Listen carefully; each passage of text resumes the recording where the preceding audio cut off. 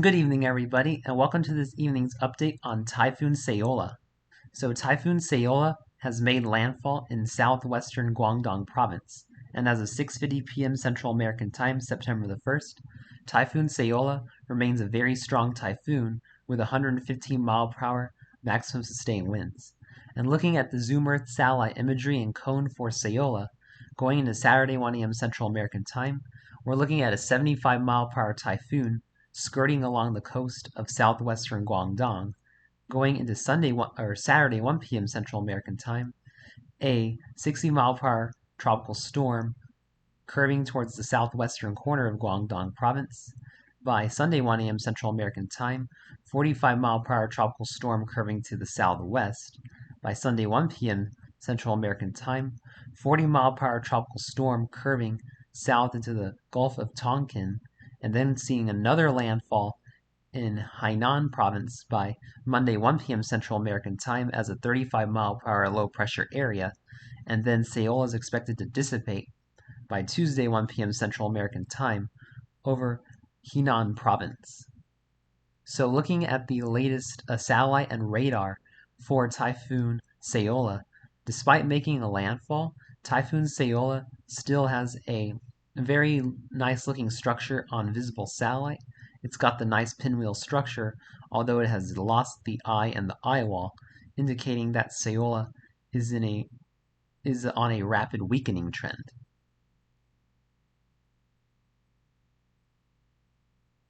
And next, looking at the current radar across Guangdong Province, there is very heavy rain, moderate to heavy rain across much of the western half of Guangdong Province, leading to some flooding issues, and rain bands are still moving across Hong Kong on the eastern side of Typhoon Saola, bringing additional flooding to Hong Kong, still seeing some storm surge on the eastern side due to the onshore flow, and this rain is going to continue over the next several hours.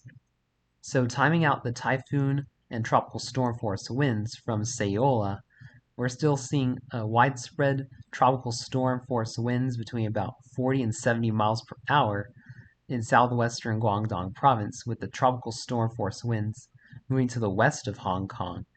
And then going into the next 6 hours, as Typhoon Saola begins to rapidly weaken, we're going to see the typhoon force winds begin to dissipate, with tropical storm force winds ongoing across southwestern Guangdong Province through 11 p.m. Central American Time tonight into 12 a.m. Central American Time September the 2nd, winds of about 40 to 50 miles per hour in southwestern Guangdong Province. And then as we go into 6 a.m. Central American Time September the 2nd, still going to be seeing about 40 to 50 mile per hour winds in southwestern Guangdong Province and in Guangxi Province as well.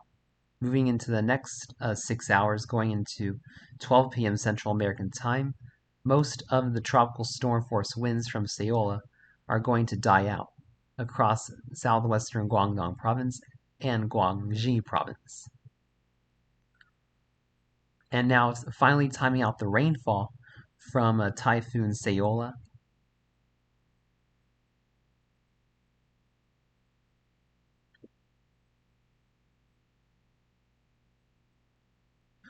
Very heavy rain is going to continue across southwestern Guangdong Province over the next 6 to 12 hours, creating a very dangerous flood threat due to some of the mountainous terrain.